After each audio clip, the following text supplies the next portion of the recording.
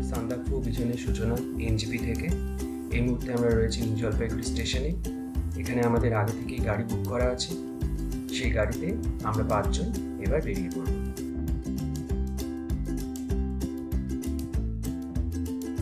আমরা এখন কার্শিয়াংয়ে ছোট্ট ব্রেক নিয়ে আমরা আবার যাব।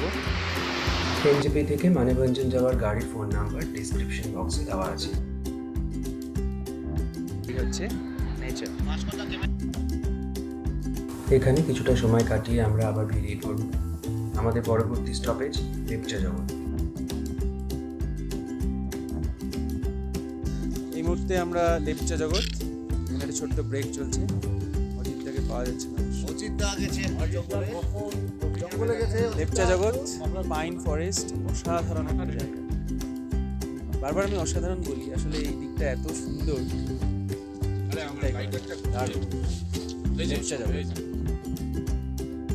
লেপচা জগতে কিছুটা সময় কাটিয়ে আমরা রওনা দেব মানেভঞ্জনের উদ্দেশ্যে। পৌঁছে গেছি মানেভঞ্জন। আমরা আছি মানেভঞ্জন। আমরা এখান থেকে টুমলিং যাব। আমাদের ল্যান্ড রোভার বুক করা হয়ে গেছে।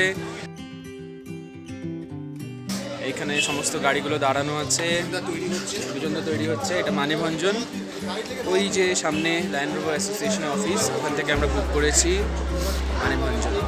এখান থেকে আমরা যাচ্ছি টুমলিং। চাইলে একটু শপিংও করে নেওয়া যেতে পারে, অনেক দোকান রয়েছে। এটা হলো ল্যান্ড রোভার বুকিং কাউন্টার। মানেভঞ্জনে পৌঁছে প্রথম কাজটাই হলো ল্যান্ড রোভার বুক করে নেওয়া। ল্যান্ড রোভার বুকিং কাউন্টারে ফোন নাম্বার ডেসক্রিপশন বক্সে দেওয়া আছে। কোনো জিজ্ঞাসা থাকলে ওই নাম্বারগুলোতে ফোন করে জেনে নেওয়া যাবে। আর রেট চার্টও ডেসক্রিপশন বক্সে দিয়ে দেওয়া আছে। আমাদের গাড়ি রেডি, এবার বেরিয়ে পড়লাম টুমলিংয়ের উদ্দেশ্যে। সান্দাকফু মূলত ট্রেক রুট, তবে যারা শারীরিক বা মানসিকভাবে ট্রেক করতে প্রস্তুত নন তারা খুব সহজেই ল্যান্ড রোভার করে ঘুরে আসতে পারেন সান্দাকফু। আমরা এখন টুমলিংয়ের পথে। ল্যান্ড রোভারে দুলতে দুলতে মেঘের মধ্যে দিয়ে যেতে দারুণ লাগছে। টুমলিং পৌঁছানোর আগে মেঘমায় আমরা একটু দাঁড়াবো। আমরা এখন এই মাত্র কোথায় করব? টুমলিং এর পথে আমরা যাচ্ছি। বিচ্ছিরি একটা আওয়াজ, ভিতরে কোনো কথা শোনা যায় না। চারিদিকে কুয়াশা, প্রচন্ড ঠান্ডা। আমরা হচ্ছে এখন জমে বিচরণ করছি। মানেভঞ্জন থেকে আমরা চলছি টুমলিং এর রাস্তায়। সামনে পুরো মেঘ।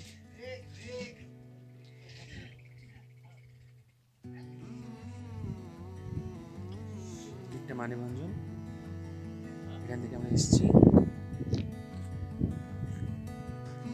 এটা টুমলিং আমরা যাচ্ছি, আর আমাদের গাড়ি ঠিক আছে।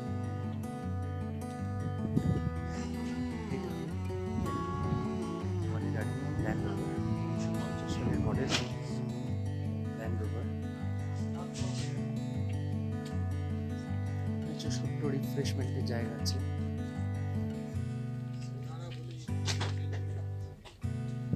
রিফ্রেশমেন্ট।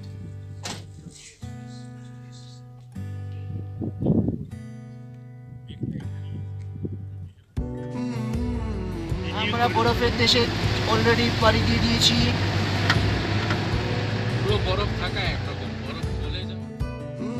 বরফে ঢাকা রাস্তা পেরিয়ে আমরা পৌঁছে গেছি টুমলিং। ছোট্ট একটা পাহাড়ি জনপদ এই টুমলিং। অদ্ভুত লোকেশন। এই যে মার্কার স্টোনটা দেখা যাচ্ছে, ওই মার্কার স্টোনের এপাশে রাস্তা, এটা ইন্ডিয়ান সাইড, আর ওপাশটা নেপাল সাইড। এই যে এই দিকটা ইন্ডিয়ান সাইডে পড়ে। এখন ফেব্রুয়ারি মাস, টুমলিংয়ে বরফ গলতে শুরু করেছে। তবে ডিসেম্বর জানুয়ারিতে পুরো বরফে ঢাকা ছিল টুমলিং।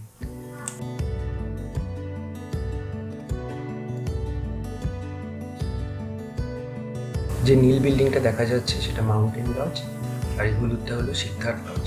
আমরা এখানেই থাকবো। এই আমাদের ল্যান্ড রোভার। আসার আগেই বুক করা ছিল এই সিদ্ধার্থ লজ। খুব সুন্দর সাজানো গোছানো একটা লজ। এত প্রত্যন্ত জায়গায় এত সুন্দর একটি লজ পাওয়া যাবে আমরা ভাবিনি। খুব সুন্দর সাজানো গোছানো, পরিষেবাও চমৎকার। অনেকগুলি রুম রয়েছে এখানে থাকার জন্য। বুকিং ডিটেলস ডেসক্রিপশন বক্সে দেওয়া আছে।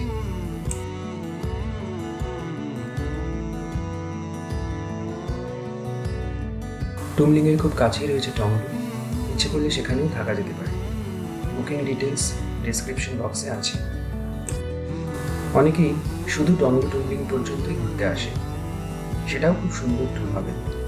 আদর্শ সময় জানুয়ারি। আমরা সিদ্ধার্থ লজের দোতলার ঘরে রয়েছি, নিচে ডাইনিং হল।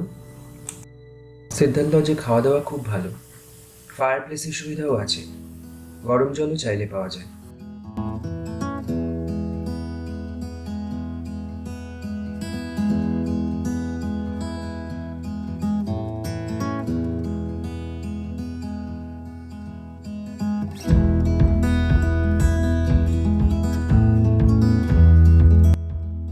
এখন 3টে বাজে, আমাদের খাওয়া দাওয়া হয়ে গেছে।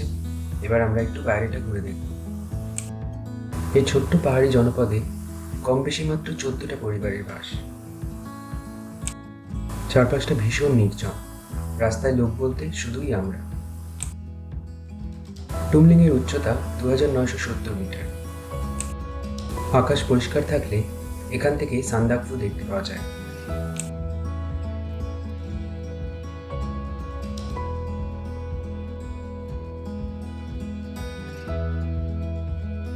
এটা সিদ্ধার্থ লজের অ্যানেক্স বিল্ডিং। আমরা অবশ্য রয়েছি মেন বিল্ডিংয়ে। ওই যে হলুদ রঙের বিল্ডিং দেখা যাচ্ছে ওটা। বেশ সুন্দর সাজানো গোছানো একটি লজ, প্রয়োজনীয় সবই পাওয়া যায় এখানে।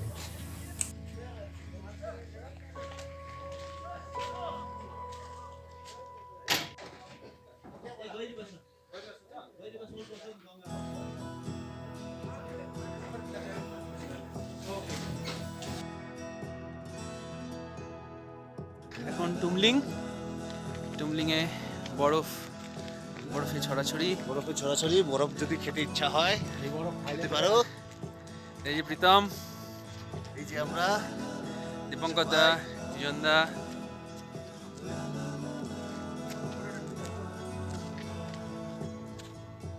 এখন বরফের ওপর একটা এক্সপেরিমেন্ট চলছে। এপাশে খাদ বলা উচিত না, স্বর্গ বলা উচিত।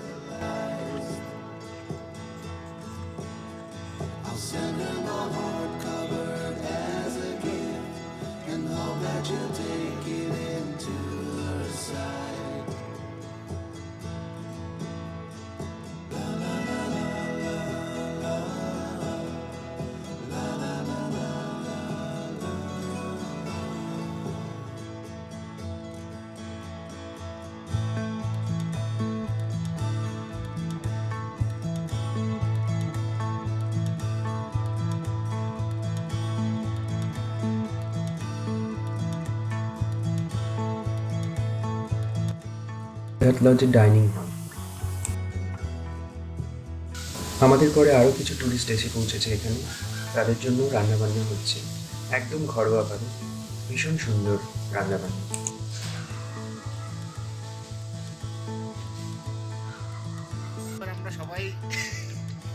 আমরা টুমলিংয়ে খাওয়া দাওয়া হলো, অসাধারণ খাওয়া দাওয়া। আমরা খেলাম ডাল গরম গরম, তার সাথে ঘি পাঁপড়, স্যালাড, ব্রকলি আলুর তরকারি, সবজি আর হচ্ছে ডিমের অমলেট।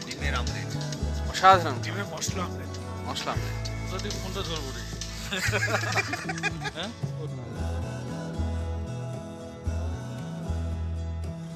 এখন 8টা বাজে। ক্যামেরার স্ক্রিনে যেগুলো উঠছে সেগুলো আসলে মেঘ। এটা কে? আচ্ছা, দীপঙ্কর দা, অজিত দা, বিজন দা, প্রীতম। আর এই যে দীপঙ্কর দা, আরেকবার বলে দাও এগুলোতে কি লেখা আছে। এগুলোর মধ্যে ত্রিপিটকের বাণী লেখা আছে এবং বৌদ্ধ ধর্মাবলম্বী যারা আছে তাদের বিশ্বাস যে এই কাপড়ে হাওয়া লেগে সেই হাওয়া যত দূর পর্যন্ত পৌঁছে যাবে তত দূর পর্যন্ত ধর্মবিশ্বাস ছড়িয়ে যাবে এবং খারাপ আত্মা সেখান থেকে সরে যাবে। আচ্ছা, রাত্রি 8টার সময় আমরা বাইরে। এবার লজে ফিরে গিয়ে খাওয়া দাওয়া করে ঘুমিয়ে পড়ব। সকাল 6:30, আমরা টুমলিংয়ের চারপাশটা একটু ঘুরে দেখতে বেরিয়েছি সবাই মিলে।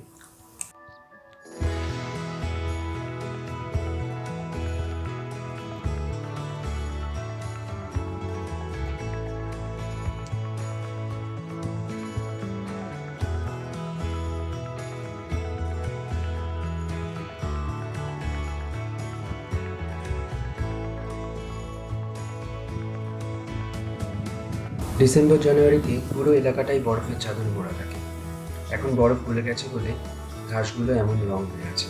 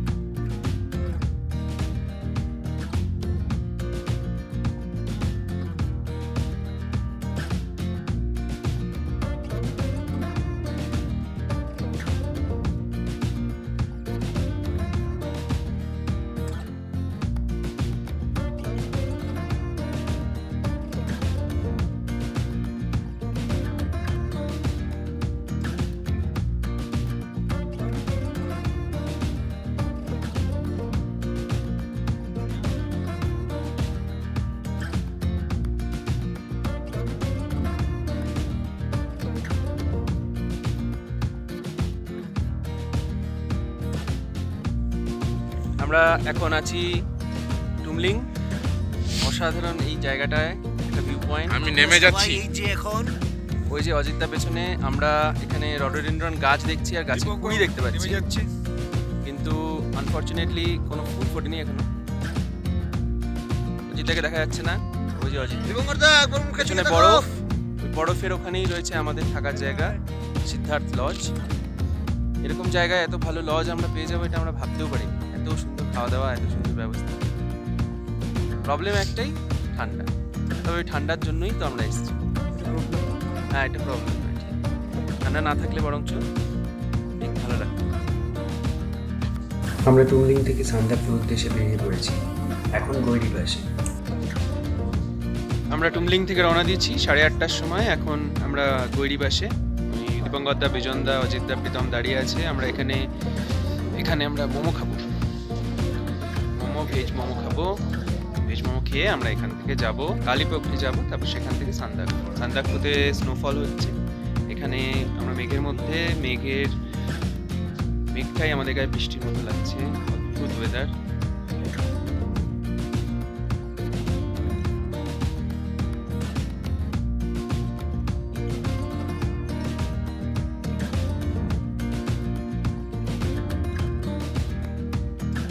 গৈরিবাসেও থাকা খাওয়ার সুন্দর ব্যবস্থা আছে। বুকিং ডিটেলস ডেসক্রিপশন বক্সে আছে। এখানে কিছুটা সময় কাটিয়ে আমরা আবার বেরিয়ে পড়ব সান্দাকফুর উদ্দেশ্যে।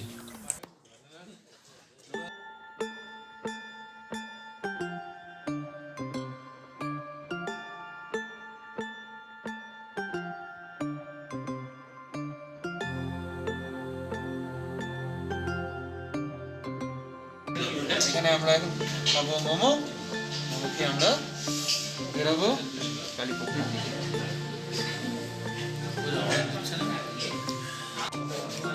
সান্দাকফু যাওয়ার আগে স্টিম মোমো উইথ স্টিম।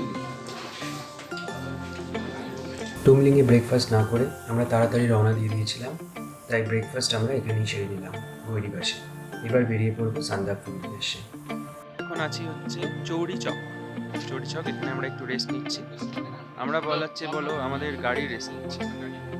গাড়ি রেস্ট নিয়ে আমরা এরপর যাব বিকেবাঞ্জা, তারপর সান্দাকফু, চৌরি চক।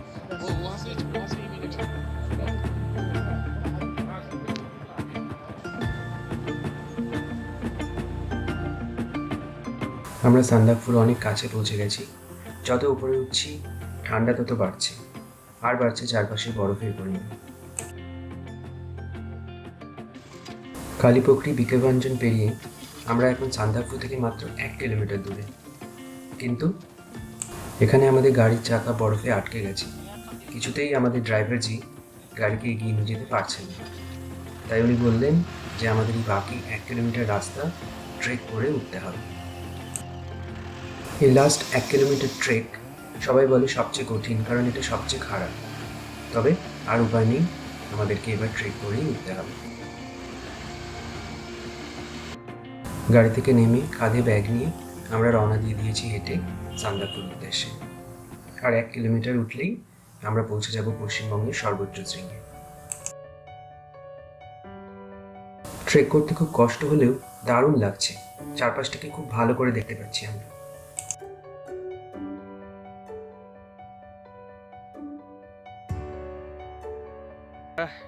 রেস্ট নিচ্ছি সান্দাকফু থেকে 500 মিটার।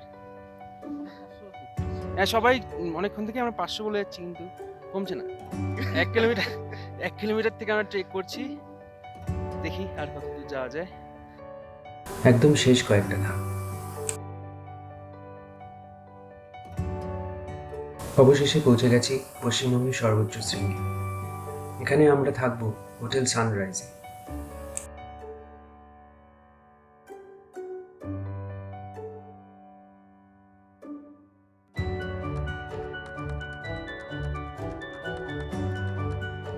হোটেল সানরাইজের বুকিং ডিটেলস, তারিফ সব ডেসক্রিপশন বক্সে দেওয়া আছে।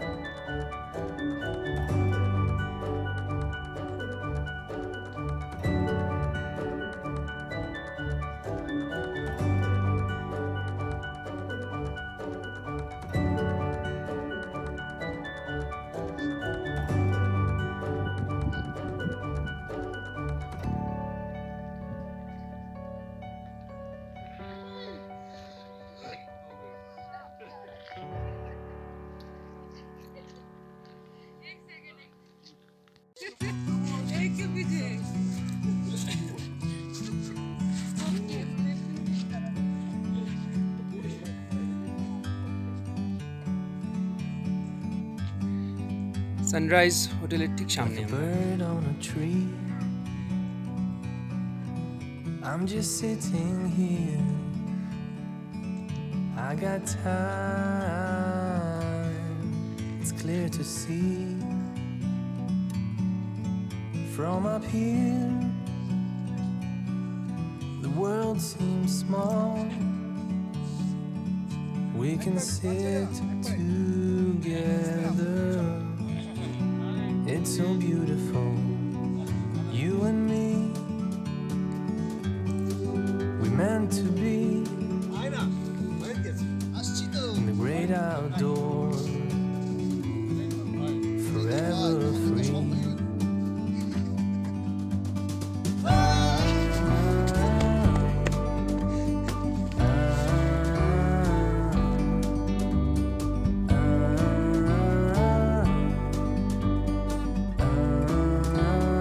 হোটেল সানরাইজে এই মুহূর্তে দারুণ আনন্দ করছি। পেছনে আইস দীপঙ্কর দাই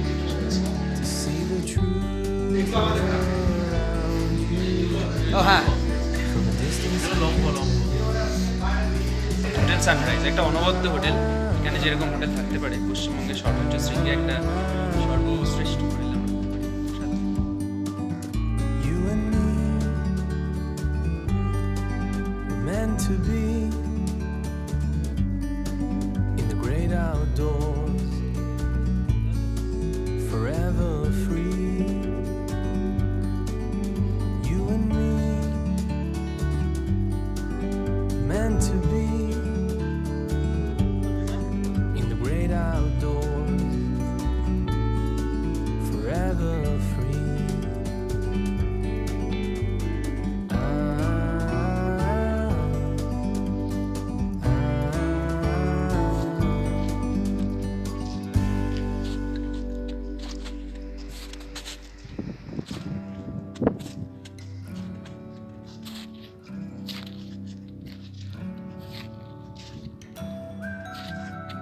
সান্দাকফু একদম টপ পয়েন্টে আমরা আছি।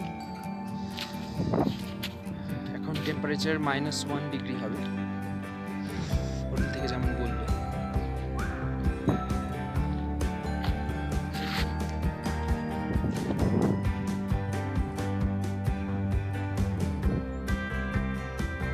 খুব হাওয়া,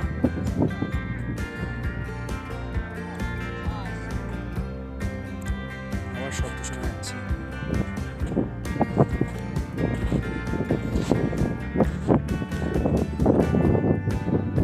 এখন 3টে বাজছে।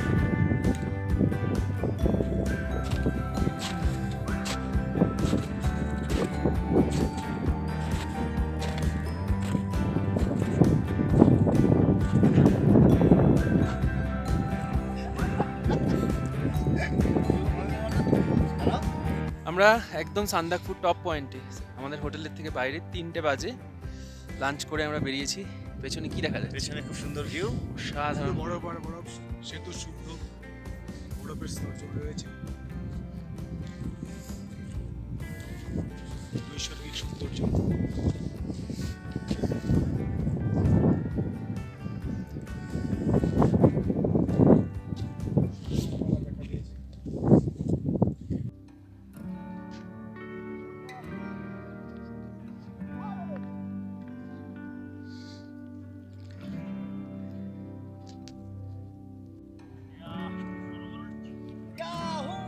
चाहे कोई मुझे जंगली कहे।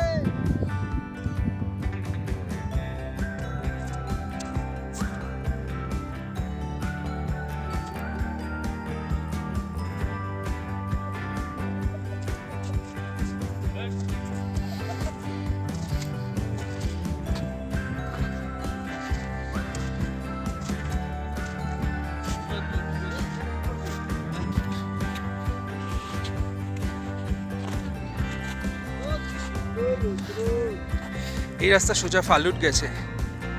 ফালুটের রাস্তা সান্দাকফু থেকে।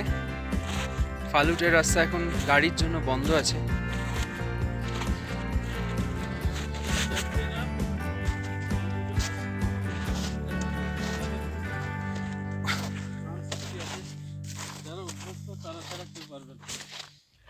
যেতে গেলে কখন যে কি হয়ে যাবে, আমরা তো আনপড়া লোক।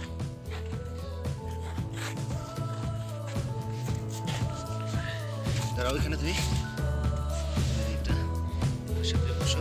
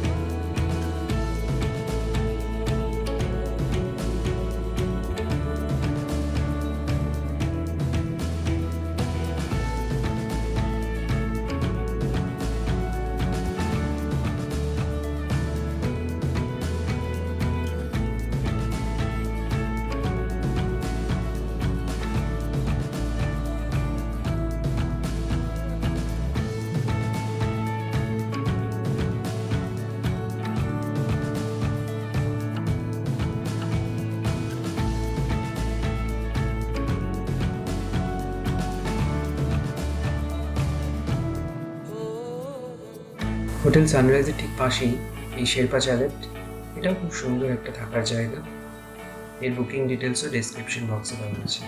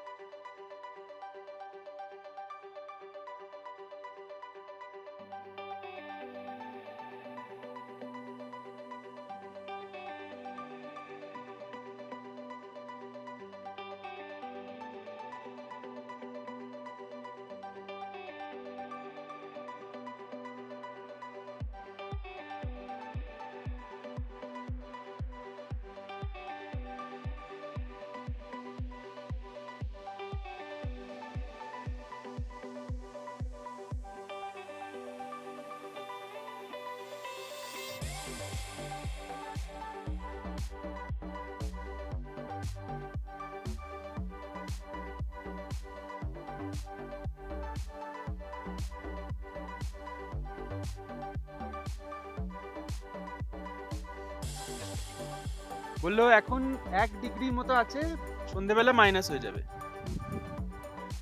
চান্দাকুতে আছি, ওই যে পেছনে যে হোটেলটা দেখা যাচ্ছে ওটাই আমাদের হোটেল, হোটেল সানরাইজ।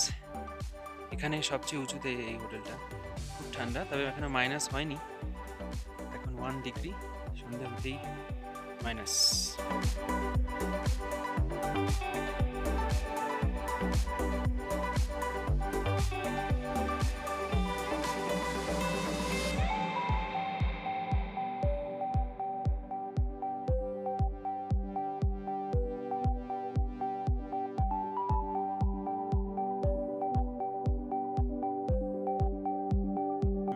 হোটেলের ঠিক বাইরে আছি,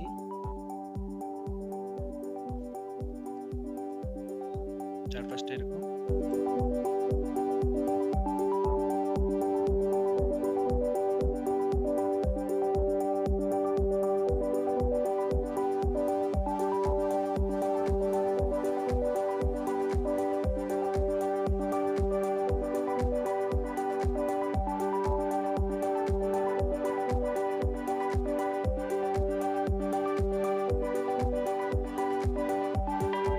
এখন সকাল 6:45, আমরা হোটেল সানরাইজের ছাদে দাঁড়িয়ে আছি।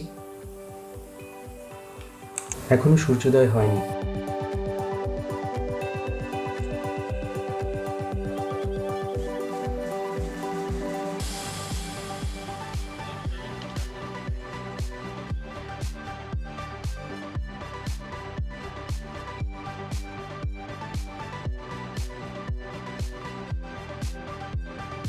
সূর্যের আলো একটু একটু করে এসে পড়ছে কাঞ্চনজঙ্ঘার চূড়ায়। এক অসাধারণ দৃশ্য আমরা দেখতে পাচ্ছি। মেঘের সমুদ্রে মাথা তুলে দাঁড়িয়ে আছে কাঞ্চনজঙ্ঘা, আর সূর্যের আলো এসে পড়ছে তার উপরে। অদ্ভুত সুন্দর দৃশ্য। ক্যামেরায় অতটা পরিষ্কার দেখা যাচ্ছে না, কিন্তু খালি চোখে যা দেখতে পাচ্ছি, এক কথায় অসাধারণ। এখন সকাল 8টা বাজে। আমরা এই ভিউটা হোটেলের ঘর থেকেই দেখতে পাচ্ছি, আমাদের রুম থেকে।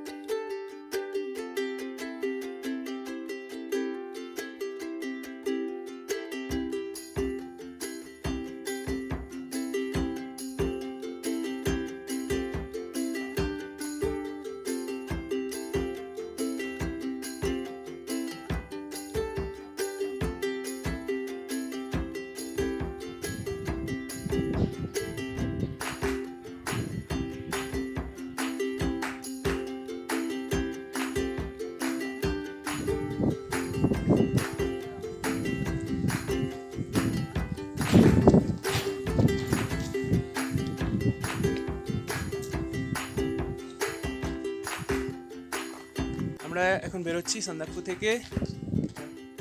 আমাদের পিছনে এই হলো কাঞ্চনজঙ্ঘা। আমরা এখন বেরোচ্ছি। আমাদের গাড়ি দাঁড়িয়েছে বিকে ভাঞ্জনে। এখান থেকে 3 কিলোমিটার। এই 3 কিলোমিটার রাস্তা আমাদেরকে ট্রেক করে নামতে হবে। ব্রেকফাস্ট করে আমরা সবাই এবার বেরিয়ে পড়বো বিকে ভাঞ্জনের উদ্দেশ্যে।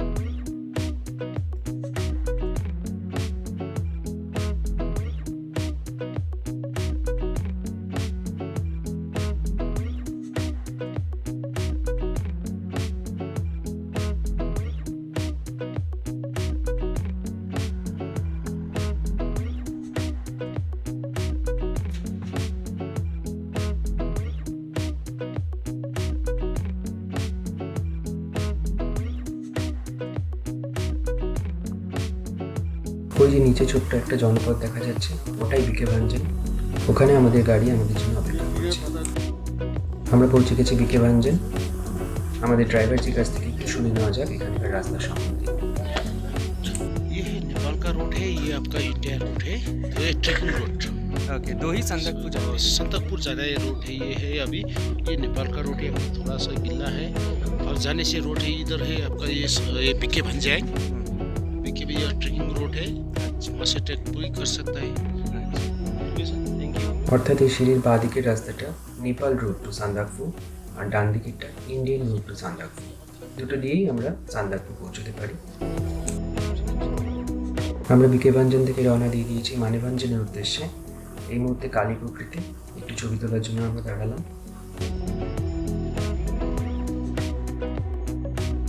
এখন আমরা টুমলিংয়ের উপর দিয়ে যাচ্ছি।